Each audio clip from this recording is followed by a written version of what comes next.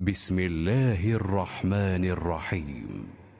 والنازعات غرقا والناشطات نشطا والسابحات سبحا فالسابقات سبقا فالمدبرات أمرا يوم ترجف الراجفة تتبعها الرادفة قلوب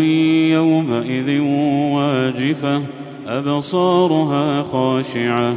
يقولون أئنا لمردودون في الحافرة أئذا كنا عظاما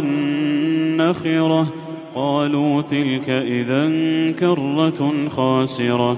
فإنما هي زجرة واحدة فإذا هم بالساهرة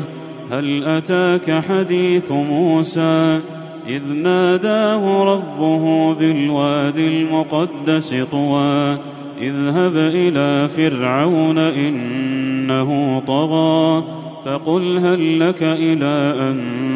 تزكى وأهديك إلى ربك فتخشى فأراه الآية الكبرى فكذب وعصى ثم أدبر يسعى فحشر فنادى فقال أنا ربكم الأعلى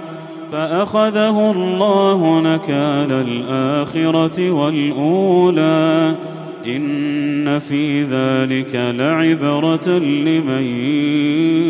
يخشى أأنتم أشد خلقا أم السماء بناها رفع سمكها فسواها وأغطش ليلها وأخرج ضحاها والأرض بعد ذلك دحاها أخرج منها ماءها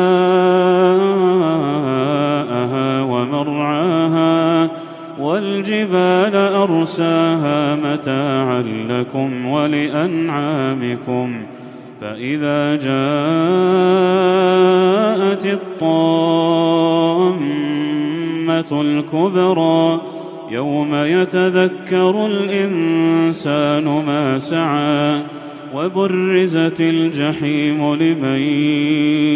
يرى فأما من طغى وآثر الحياة الدنيا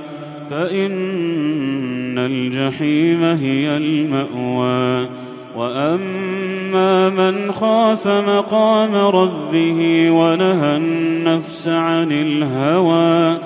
فإن الجنة هي المأوى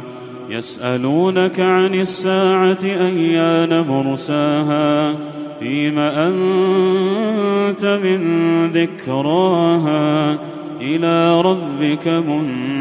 منتهاها إنما أنت منذر من يخشاها كأنهم يوم يرونها لم يلبثوا إلا عشية أو ضحاها.